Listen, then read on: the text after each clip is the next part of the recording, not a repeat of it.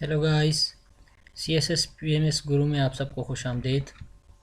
آج کا ہمارا ٹاپک ہے وہ علامہ اقبال کے اوپر بات کریں گے اور اس کا جو ان کا کنٹریبیوشن تھا آئیڈیالوجی آف پاکستان میں، تو اس کے بارے میں ہم آج ڈسکس کریں گے کہ کس طرح ایک علامہ اقبال نے پاکستان کا جو ایک آئیڈیا، انہوں نے جو ایک خواب دیکھا تھا اور آگے جا کے کس طرح وہ فلفل ہوا اور ان کا کیا کردار تھا آئیڈیالوجی آف پاکستان میں۔ تو سب سے پہلے بیک گراؤنڈ دیکھتے ہیں، ان کی جو انیشیل لائف تھی اس کے بارے میں تھوڑا دیکھتے ہیں۔ 9 November 1877 birth at small merchants house in Sialkot.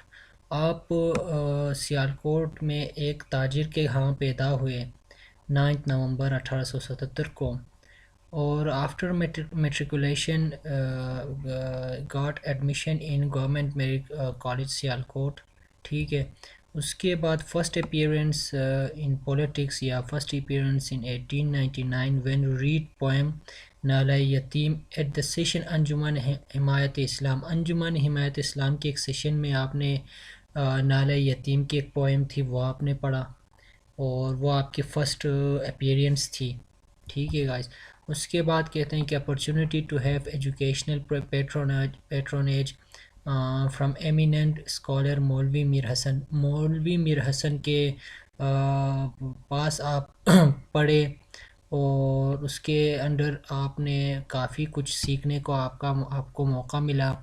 اور اس کے بعد 1905 میں آپ لنڈن گئے، یورپ گئے، اور پھر یورپ میں آپ پھر 1908 تک رہے، اور وہاں سے آپ نے پی ایچ ڈی کی۔ پی ایچ ڈی آپ نے میٹا فزکس میں کی اور ساتھ میں پرشیا، اور وہ آپ نے کیمبرج یونیورسٹی سے کی، اور پھر وہاں سے آپ نے بیرسٹر ان لا کی لنڈن سے، اور پھر جو آپ کی ڈائریکٹریٹ تھی فرام یونیورسٹی آف میونخ سے آپ نے کی، اور آپ وہاں لندن اسکول آف کامرس میں ایز اے ٹیچر بھی آپ پڑھا چکے تھے، اور وہاں سے پھر آنرس ایگزام آپ پاس کر کے اکنامکس آف پولیٹیکل سائنس، پھر آپ پاکستان انڈیا آئے تھے۔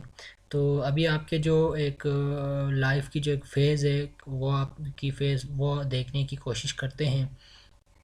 پہلا فیز جو تھا آپ کا 1905، اس میں آپ نے فوکس کیا تھا انڈین مسلم کنڈیشن کو، اور اس میں آپ بھی ایک انڈیا مسلم یا یونٹی میں چاہتے تھے انڈیا کے اندر۔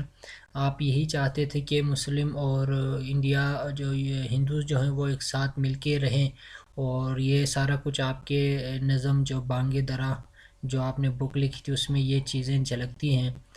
اس کے بعد سیکنڈ فیز جو آتا ہے وہ 1905 سے 1908 کا ہے، جب آپ باہر یورپ رہے تھے۔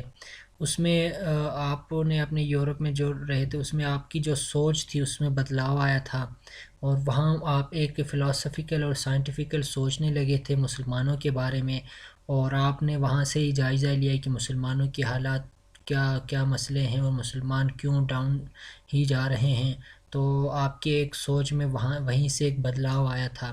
اس کے بعد جو آپ کی زندگی کا تھرڈ فیز جو ہے وہ 1908 کے بعد ہے، جب آپ واپس انڈیا آئے تھے اور آپ ایک پولیٹکس میں آپ نے ایکٹیو کردار ادا کیا تھا۔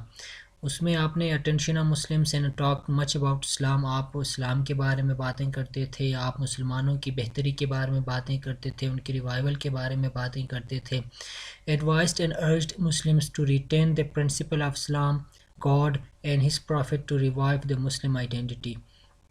آپ مسلمانوں کو یہ ارج کرتے تھے، آپ مسلمانوں کو یہ تنبیہ کرتے تھے، آپ ان کو نصیحتیں فرماتے تھے کہ وہ کس طرح ایک اسلام کو اپنا راستہ بنا لیں، وہ اللہ پہ یقین رکھیں اور اس کے نبی کے احکامات کو فالو کر لیں، اور اسی طرح مسلم کی ایک جو شناخت ہے وہ کس طرح پھر واپس آ سکتی ہے۔ پھر آپ کو 1922 میں سر کا خطاب دیا گیا۔ یہ اکثر بیشتر یہ MCQ ٹائپ کا ایک کوشچن آتا ہے جس میں آپ کو سر کا خطاب کب دیا گیا تھا۔ یہ ٹائٹل آپ کو 1922 میں دیا گیا تھا، تو یہ آپ ذہن میں ذہن نشین کر لیں کہ جب بھی اس طرح کا کوئی MCQ آئے گا تو آپ اس میں یہ لکھیں گے کہ 1922 میں آپ کو سر کا خطاب دیا گیا تھا۔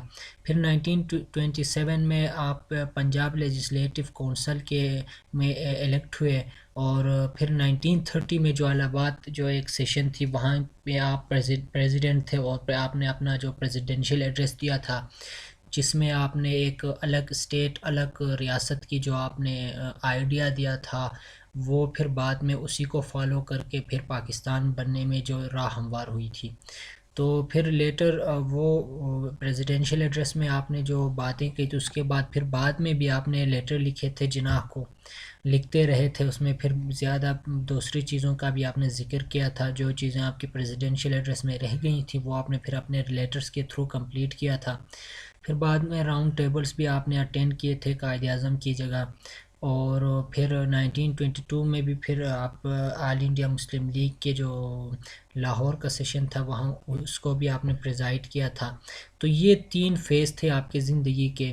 اور ہم نے علامہ اقبال کے ارلی لائف کے بارے میں پڑھ لیا، اس کے بعد پھر اس کی زندگی کو 3 حصوں میں ہم نے ڈیوائڈ کیا. پہلے حصے میں 105، اور پھر دوسرے میں جو یورپ میں رہے تھے، اس کے بعد پھر تھرڈ یورپ سے واپس آ کے جو پولیٹکس میں ایکٹیو انوالو ہوئے تھے. اس کے بعد ہم دیکھتے ہیں کہ قائد اعظم کا آئیڈیالوجی آف پاکستان میں کیا حصہ تھا.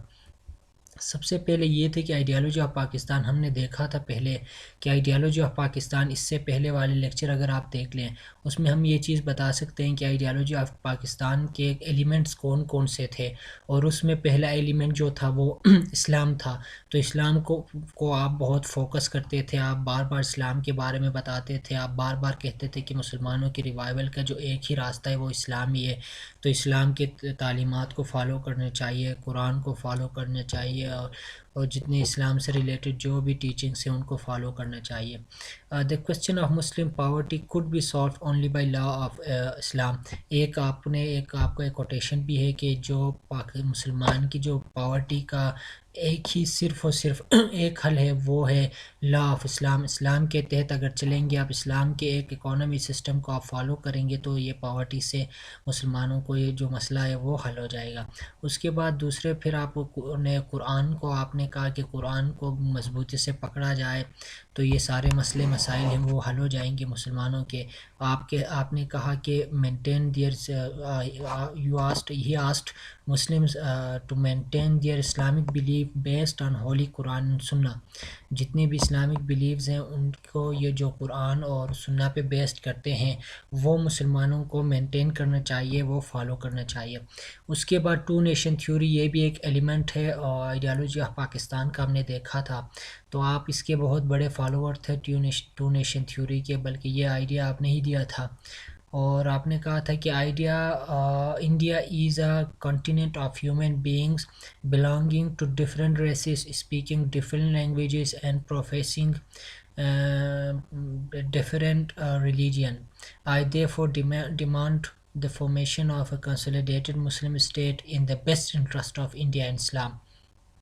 آپ نے 2 نیشن تھیوری کا آپ نے یہ ایک آئیڈیا بھی دیا تھا کہ مسلمان اور انڈیا جو ہندوز ہیں وہ آپس میں بہت تفرق پایا جاتا ہے ان کے درمیان، وہ کبھی بھی ایک نیشن نہیں ہو سکتے. اور سب کنٹیننٹ میں ایک نہیں بلکہ ایک سے زیادہ نیشنز ہیں، اور ان نیشنز کا آپس میں ان کے کلچر سے لے کے ان کے پھر پروفیشن سے لے کے ان کے پھر لینگویجز سے لے کے سارا کچھ اس میں چینج آتا ہے. یہ آپ نے ایک 2 نیشن تھیوری کو آپ نے فالو کیا تھا. اس کے بعد آپ نے کہا تھا کہ ٹیریٹوریل لینڈ یا اسٹیٹ یا پاکستان، جو اسٹیٹ کی آپ نے بات کی تھی، جو ہم نے اس سے پہلے لیکچر میں ہم نے جو بات کی تھی کہ آئیڈیالوجی آف پاکستان میں ایک اور پوائنٹ آتا ہے وہ ٹیریٹوریل لینڈ کا آتا ہے. تو آپ نے سب سے پہلے یہ بات آپ نے ہی اپنے پریزیڈنشیل ایڈریس میں 1930 میں یہ بات کہا تھا کہ جو ایریاز جہاں پہ مسلمانوں کی ایک میجورٹی ہے اس لینڈ کو الگ سے اسٹیٹ کا درجہ دیا جائے. ٹھیک ہے. I would like to see the Punjab, North West Frontier Province, Sindh and Balochistan amalgamated into a single state self-government within the British Empire or without the British Empire. The formation for a consolidated Northwest India Muslim state appears to me to be the final destiny of the Muslims at least of North West India.